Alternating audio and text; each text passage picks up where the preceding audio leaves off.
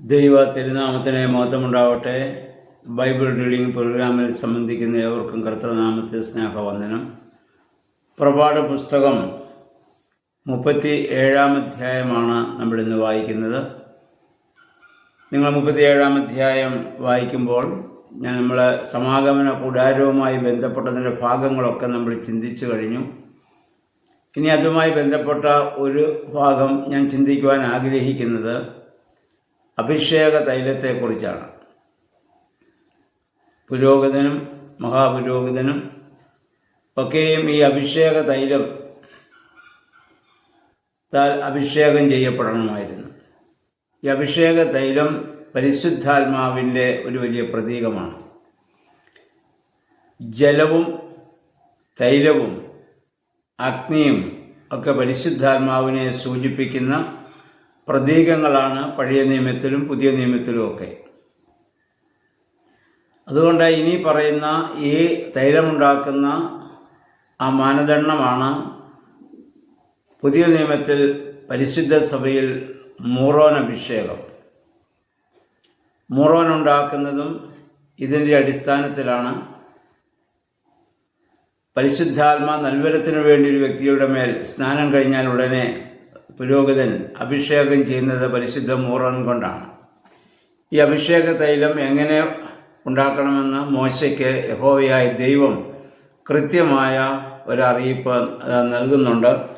പുറപ്പാട് പുസ്തകം 30-ാം അധ്യായത്തിൻ്റെ 22 മുതലുള്ള വാക്യങ്ങൾ നമുക്കത് വായിക്കാം. അവിടെ ഇപ്രകാരം പറയുന്നു: കർത്താവ് മോശയോട് അരുളിച്ചെയ്തു, മികച്ച സുഗന്ധദ്രവ്യങ്ങൾ എടുക്കുക.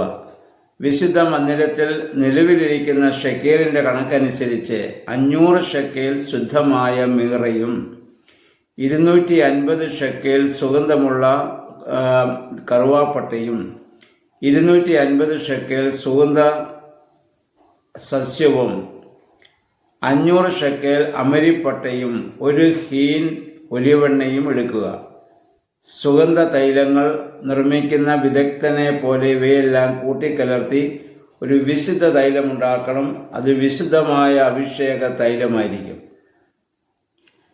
ഇപ്പോൾ ഏറ്റവും സുഗന്ധം പരത്തുന്നതായ ചില സസ്യങ്ങളും അതിൻ്റെ ഭാഗങ്ങളും അതോടൊപ്പം ഒലിവെണ്ണയും അത് ചേർത്തിട്ടാണ് ഏറ്റവും മനോഹരമായ, ഏറ്റവും നല്ല സുഗന്ധം നൽകുന്ന ശ്രേഷ്ഠമായ ഈ സുഗന്ധതൈലം ഉണ്ടാക്കുന്നത്. അതിനുശേഷം പറഞ്ഞു, ഇതുകൊണ്ട് നീ അഭിഷേകം ചെയ്യേണ്ടത് സമാഗമന കൂടാരം, സാക്ഷ്യപേടകം, അതുകൊണ്ട് അഭിഷേകം ചെയ്യണം. മേശയും വിളക്കുകാലും അവയുടെ ഉപകരണങ്ങളും ധൂപപീഠവും ദഹന ബലിപീഠവും ഉപകരണങ്ങളും ക്ഷാളനപാത്രവും അതിൻ്റെ പീഠവും നീ അഭിഷേകം ചെയ്യണം. ഏറ്റവും പരിശുദ്ധമാകേണ്ടതിന് അവയെ നീ വിശുദ്ധീകരിക്കണം. അവയെ സ്പർശിക്കുന്നതെല്ലാം വിശുദ്ധമാകും. പുരോഹിതരായി എനിക്ക് ശുശ്രൂഷ ചെയ്യാൻ വേണ്ടി അഹ്റോനെയും പുത്രന്മാരെയും നീ അഭിഷേകം ചെയ്ത് അവരെ വേർതിരിച്ച് നീ നിർത്തണം. ഈ രീതിയിലാണ് പുതിയ നിയമസഭയിൽ നമ്മൾ ദേവാലയ കൂദാശകൾ നമ്മൾ നടത്തുന്നത്. മൂറോൻ അഭിഷേകം കൊണ്ടാണ്.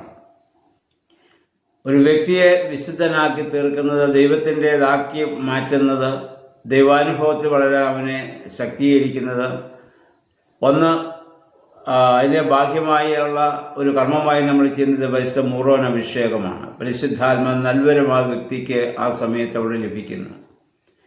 അപ്പം അതുകൊണ്ട് പരിശുദ്ധ സഭയിൽ മൂറോൻ കൈകാര്യം ചെയ്യാൻ അവകാശമുള്ളത് പുരോഹിതന്മാർക്ക് വേണ്ടി മാത്രമാണ്.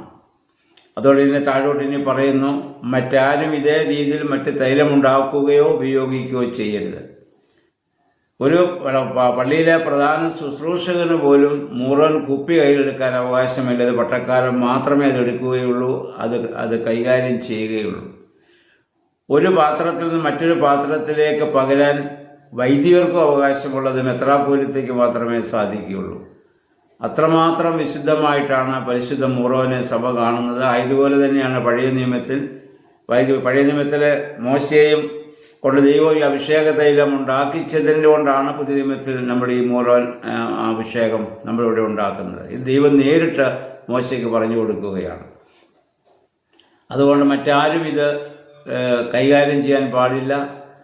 അങ്ങനെ ചെയ്യുന്നവനൊക്കെ നിങ്ങളുടെ സമൂഹത്തിൽ നിന്ന് ഛേദിക്കപ്പെടണം എന്നാണ് യഹോവയായ ദൈവം അവിടെ പറഞ്ഞിരിക്കുന്നത്. അത്രമാത്രം വിശുദ്ധമായി ആ സമാഗമന കൂടാരത്തിൻ്റെ ഓരോ ഭാഗങ്ങളെയും അവിടെ വിശുദ്ധീകരിക്കുകയാണ്. പിന്നീട് 34 മുതലുള്ള വാക്യങ്ങൾ നമ്മൾ വായിക്കുന്നു. കർത്താവ് മോശയോട് അരുളി ചെയ്തു, ദേവദാരു തൈലം, നറുംപശ, ഗുൽഗുലു, കുന്തിരിക്കം എന്നീ സുഗന്ധദ്രവ്യങ്ങൾ സമമായി എടുക്കുക. സുഗന്ധതൈലം നിർമ്മിക്കുന്ന വിദഗ്ധനെ പോലെ ഇവയെല്ലാം കൂട്ടിക്കലർത്തി ഉപ്പും ചേർത്ത് ധൂപാർപ്പണത്തിനുള്ള വിശുദ്ധമായ സുഗന്ധദ്രവ്യം ഉണ്ടാക്കുക. അപ്പം അതുപോലെ തന്നെ എന്നിട്ട് അത് എപ്പോഴും അതിനകത്തിരിക്കണം. അതിന് എന്ന് പറഞ്ഞാൽ സമാഗമന കൂടാരത്തിൽ കയറുന്ന എല്ലാവർക്കും ആ സുഗന്ധത്തിൻ്റെ അനുഭവം ഉണ്ടാകണം. നമ്മുടെ ദേവാലയങ്ങൾ നമ്മളിന്ന് അതിന് പകരമാണ് നമ്മുടെ കുന്തിരിക്കം ഉണ്ടാക്കുന്നത്. ആ കുന്തിരിക്കം ഒരു സുഗന്ധ ധൂപമായി അത് നമ്മൾ ദേവാലയ ആരാധനയ്ക്കൊക്കെ നമ്മൾ ഉപയോഗിക്കുന്നത് അതുകൊണ്ട് തന്നെയാണ്. അപ്പോൾ പഴയ നിയമത്തിൽ ചെയ്ത അതേ മാതൃകയിൽ വ്യത്യാസങ്ങളുണ്ട്. കാരണം പഴയ നിയമത്തിലാണല്ലോ ഇതിൻ്റെ എല്ലാ അടിസ്ഥാനം. അതിൽ നിന്നാണ് പരിശുദ്ധ സഭയിൽ ഇങ്ങനെയുള്ള കാര്യങ്ങളൊക്കെയും ക്രമീകരിച്ചിരിക്കുന്നത്. അതിനുശേഷം പറയുന്നു, ഇത് അങ്ങനെയുള്ള ഒരു പരിമളത്തിന് വേണ്ടി ആരെങ്കിലും അപ്രകാരം ഇത് ചേർത്തുണ്ടാക്കുന്നെങ്കിൽ അവനെ നിങ്ങളുടെ നിന്ന് ഛേദിച്ച് കളയണം. അത്രമാത്രം വിശുദ്ധമാണ് ദേവാലയവും അതിലെ സാധനങ്ങളും അതിലുപയോഗിക്കുന്നതായ ഉപകരണങ്ങളും അതുമേൽ ചെയ്യുന്നതായ അഭിഷേകവും. അപ്പം ആ രീതിയിലാണ് ഇത് നമ്മൾ മനസ്സിലാക്കണം. പുതിയ നിയമത്തിൽ വരുമ്പോൾ യഥാർത്ഥ ദൈവാലയം നമ്മൾ തന്നെയാണ്. അതുകൊണ്ടാണ് നമ്മളെ ഓരോരുത്തരും സ്ഥാനപ്പെടുമ്പോൾ നമ്മുടെ ഈ അഭിഷേക തൈലം കൊണ്ട്, മുറോൻ അഭിഷേകം കൊണ്ട് നമ്മളെ അഭിഷേകം ചെയ്യുന്നത് അതുകൊണ്ടാണെന്ന് നമ്മൾ ഓർത്തിരിക്കുക. അപ്പം വിശുദ്ധ മുറോൻ പുതിയ സഭയിൽ ഉണ്ടാക്കുന്നതിൻ്റെ അടിസ്ഥാനം പഴയ നിയമത്തിൽ മോശ മുഖാന്തരം യഹോവയായ ദൈവം കൊടുത്ത ഈ ഒരു സുഗന്ധ തൈലമുണ്ടാക്കുന്ന അതേ രീതിയിൽ തന്നെയാണെന്ന് നമ്മൾ ഓർത്തിരിക്കുക. അപ്രകാരം ഇതൊക്കെ മനസ്സിലാക്കുവാനും അത് കാരണം മനുഷ്യനെ സംബന്ധിച്ചിടത്തോളം പ്രതീകാത്മകമായിട്ട് മാത്രമേ പല കാര്യങ്ങളും നമുക്ക് ചെയ്യാൻ പറ്റുകയുള്ളല്ലോ. ബാഹ്യമായി നമുക്കറിയാമല്ലോ, കുദാശകളെന്ന് പറഞ്ഞാൽ എന്താണ്? അല്ലെങ്കിൽ അപ്രത്യക്ഷമായ കൃപാവരങ്ങളുടെ പ്രത്യക്ഷമായ അടയാളങ്ങൾ മാത്രമാണത്. ഇത് ബാഹ്യമായ അടയാളങ്ങൾ ചെയ്യുമ്പോൾ അപ്രത്യക്ഷമായ കൃപാവരം നമുക്ക് ലഭിക്കുന്നു എന്നുള്ളതാണ്. ആ രീതിയിൽ സഭയിലെ എല്ലാ ശുശ്രൂഷകളെയും ഉപയോഗിക്കുന്ന സാധനങ്ങളെയും കാണുവാൻ നമുക്കിടയായി തീരണം. ഇന്നത്തെ ദിവസം ഈ അഭിഷേക തൈലവുമായി ബന്ധപ്പെട്ട് ചിന്തിക്കുക. അതേസമയം നിങ്ങൾ 37-ാം അധ്യായം ഇന്ന് വായിച്ച് ധ്യാനിക്കുക. എല്ലാവർക്കും നല്ല സുഖദിനം ആശംസിക്കുന്നു. ദൈവനാമം മാത്രം മഹത്വപ്പെടുവാൻ ഇടയാവട്ടെ.